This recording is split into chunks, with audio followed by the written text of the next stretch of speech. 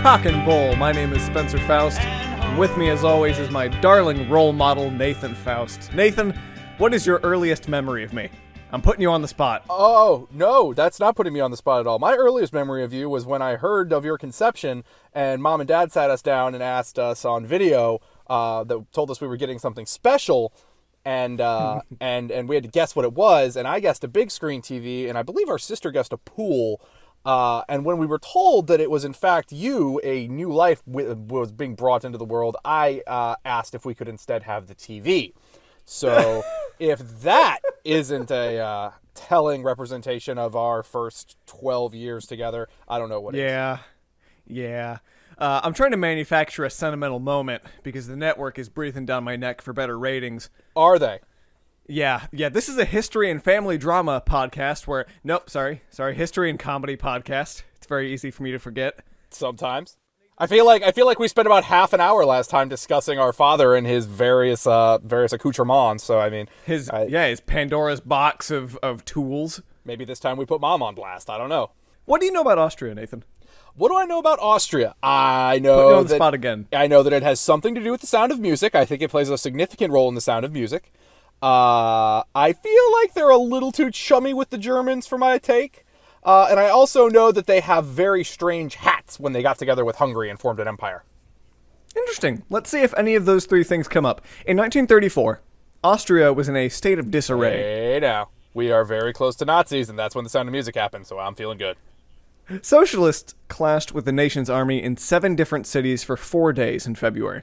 The so-called Civil War was a resolution to years of conflict that followed the First World War, when the nation was born from the remains of the Austro-Hungarian Empire. Hey, there we go. Now we've referenced the hats. Can I mention the fact that when you use the prefix Austro, I always mix it up with Astro, and I keep thinking there's space Hungarians involved in this story. Yeah. So it's going to make for some fun whoopsies, maybe. Probably not. I would seriously hope that there is never a point where we can possibly conflate Astro and Austro, but I can see where the pun may exist, and I'm just ignoring it. Socialists rallied support among the working class, and conservatives rallied support among the rural population and the elites. Now, after numerous incidents of violence and controversy brought the country's... It's funny because It's literally never ever changed in the history of time. Glad to see we just keep going down that path. Go team. When the country's clashing ideologies came to a boiling point, the end result was a stamping out of socialist resistance. The leaders were exiled or executed.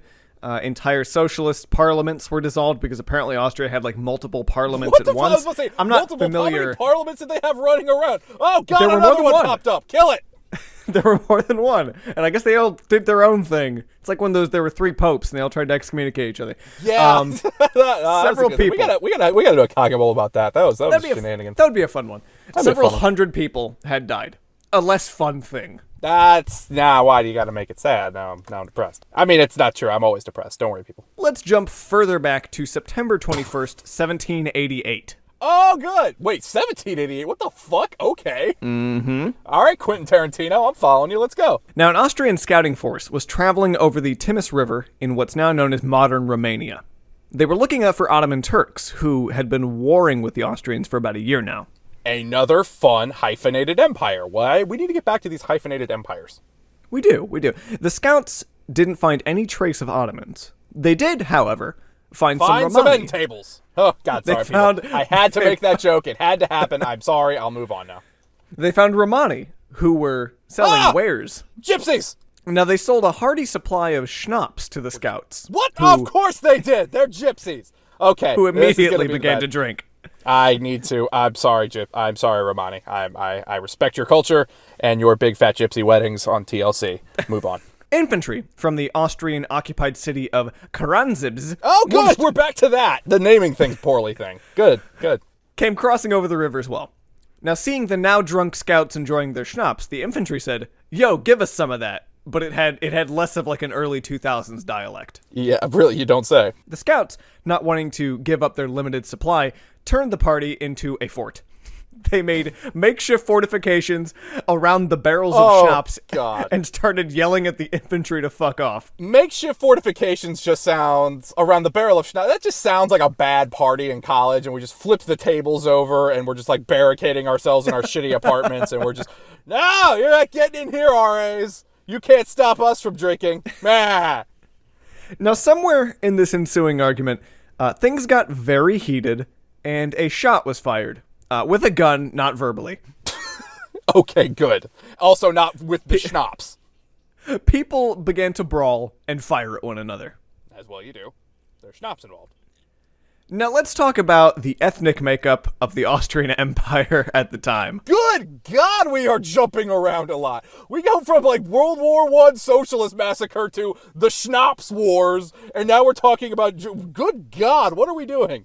They had quite a number of soldiers of varying nationalities, and to make an example, this group of infantry was made up of Austrians, Serbians, Croatians. Oh, we did it at the same time. Oh, make sure that's synced up. God damn, we're good. That's how I'm going to sync the episode up. Croatians and Italians. Now, Nathan, the fun thing about that is most of them could not understand each other in native conversation. And most of them hated each other. Many of them barely spoke Austrian German, much less typical German. Wait. They're two different things, I think. Austrian German and typical German? Yeah, you know, German. Is that like British English and American? Sure, it might be like that. I'm not positive. I know there's not like an Austrian language, I don't think, but like they have Austrian German. Really? Yeah. You don't think Austrian's a language? I don't think so. Okay. I have no idea. I mean, like you I said, just they're say it very inquisitively buddy-buddy like with the that. Germans. I just say it inquisitively like that so that if I'm right, I sound smarter. But I have no earthly idea. Again, Sound of Music is my touchstone for Austria, people. I know nothing. Come on. Now, someone in this fight started yelling, Tursi, Tursi, or Turks, Turks in English. The Hussar scouts were the first to start bailing from the fight. When they heard someone yelling Turks and saw the scouts fleeing, the infantry started to flee too. Now, it did not help that the German officers who tried to settle the situation were yelling, halt, which to a non-German speaker sounds like the Turkish cry of Allah. What the fuck? I know. Pardon? It's languages are fun. Up the river from the battle. At an No. Army We're going to camp. focus on the fact that apparently whenever the Nazis yelled stop, it sounded like they were inciting holy war. Mm-hmm. That's an important thing to not gloss over. It would make for some very wacky situations in some World War II movies. I can say that for sure. Yeah, World War II. That wild slapstick era. Yeah, it was a real goofy time. I'm sure Charlie Chaplin did a couple of goofs on it. I remember they were running up the beaches of Normandy and Saving Private Ryan, and then someone slipped on a banana peel.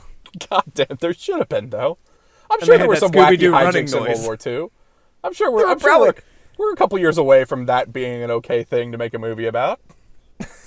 Now, upriver from the battle at an Austrian army camp, cavalry began to charge through the camp. Now, Austrian artillery in the camp were immediately ordered to fire on them, and those that were potentially still charging downriver. Oh, God. Downriver by the Schnapps battle? Yeah, soldiers awoke to the sounds of battle and were confused, but rather than fighting, decided to flee. Fight or flight. It was literally one of their two options. Now, in the dark, though, shadows of enemy Ottomans began to approach from all around. The desperate Austrians began to battle for their lives, killing as many enemies as they could in the black of night. Now, 2 days later, when the actual Ottoman army showed up, they found the city abandoned, the area scattered with the wounded and dead Austrian forces. Because, as it turns out, the Ottoman cavalry that were charging through the camp were actually the scouts that had fled the Schnapps fight. Oh, of course they were. Were they drunk? And it'd be better if they were drunk. They were drunk, and everybody that ran out of their tents was just killing each other because it was pitch black.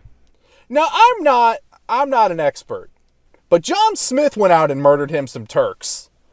He did. He murdered 3 Turks. He did murder 3 Turks, and I remember that when they put them on the little badge of honor he got from Count Dracula, he had they all looked like a stereotypical turban-wearing Turk man, and Correct. the Prussian, Austrian, and Hungarian Empire, they wore the pointy hats. Now, did no one notice the fact that these guys had pointy hats and not round onion hats? Well, I mean, maybe if you want to do some espionage, you take off your big old onion hat and you just sneak in like in your pajamas and you look like an ally soldier. That's what was going through the Austrians' heads. They're like, oh, this is some mind games. Well, you're not getting me this time. I'm stabbing you. They also didn't notice that the Turks they were stabbing smelled suspiciously like schnapps. Also, I just love saying the word schnapps. It's delightfully fun. It's one of those words that the more you look at it, the less it becomes a word. Yeah, it becomes, honestly, it just sounds like something like a 19th century, like robber baron man would say, like, snap, snap, snap. Schnapps.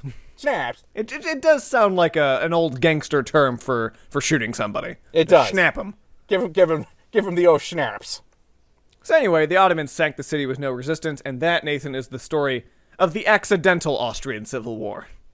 So what you're telling me is, we started with a depressing socialist revolution, where my socialist buddies got stamped out by the conservative side of the town. You are correct.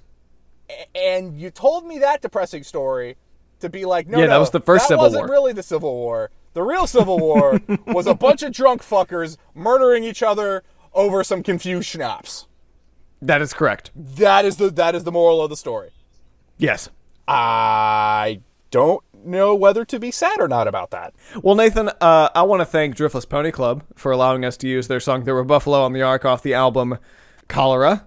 One of these days, I'm going to say "Putting the Days to Bed," and it's going to be very embarrassing. I seriously, for a second there, I thought you were going to do it. It's hard. When you get in that rhythm, I feel like you're going to do it. It is hard. It is hard, and that's the best format to thank an artist for using their song. It absolutely is, and we're blatantly stealing it, and that's fine. We have some good news. We are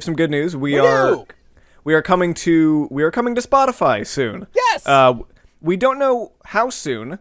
Yes. Also, it's hard to tell whether this is actually good news for anyone that's hearing it, because if you've heard this already and that was good news to you, you have Spotify and you didn't find us till after the fact. So all of you OGs that stuck around before Spotify, I hear you. I see you. I like what you're doing. On top of that, we have a YouTube channel now because I'm trying to branch into outlets that are more accessible to people that don't know what podcasts are. That's interesting because I just heard that for the first time. So way to fucking like prestige this on me, M. Night Shyamalan. We have episodes on there. I'm slowly working on getting the entire catalog put up there. Yeah, apparently we have episodes on YouTube, guys. Cool. And on top of that, expect some extra content that I'm putting up there within the week. Oh yes, it is just going to be something I've been working on that I'm very proud of. It will be literally nothing but videos of me saying the word schnapps with funny hats. We don't have a big hat budget, so it's what we can find at the dollar store and local Goodwills. You, sir, don't have a big hat budget. Here remind in me the that I'm Western poor. Faust household, we have prioritized our budgets in order to include plenty of funny hats. Do you think you're the most Western Faust?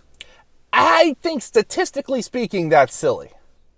I don't know. I mean, as far as our immediate family, I believe we only go as far as that our far immediate west. family, you're further west. No. I think you're farther, aren't you? I don't think so. I'm northeast. I'm northeast Missouri. Northwest. Nope. We've had this discussion before, but I think I cut it from episode 5. I feel like you cut it from my memory, gremlin. There was a long, drawn-out discussion of where I went to school, and it was remarkably unfunny. I think you don't know where you go to school. I think you don't know where I go to school, and which one's more likely?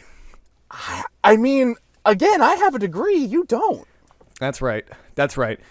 I would like to remind everybody that it really helps us out if you leave a review through iTunes. I don't know if Spotify has a review system, but if it does, don't touch it. Don't touch it. It does nothing for us. It's bad. No. Feel free to leave irrelevant, hateful comments on YouTube. I think that's all it's good for. Also, statistically speaking, I'm looking at a map, and you are considerably further west than I am. So I win. God damn it. Like, not even close. I would have to be in Springfield to be further west than you. This is all getting cut. Now, fuck you! Keep this in, bitch! You don't know where you go to school! We have a pretty big episode coming up next. I know this one was kind of short, just this next one's going to be a little longer. to make Oh up no, for it. this one's been plenty long. If you didn't cut out the delightful part about you not knowing geography. I'm just saying we're 2/3 story, 1/3 ending at this point. Well, yeah, but the ending is sometimes good. You just got to stick around. Sometimes you got to put the good stuff in there. That's You do. how they know they can't skip this part. Exactly. All right, stay tuned for next week. Bye-bye.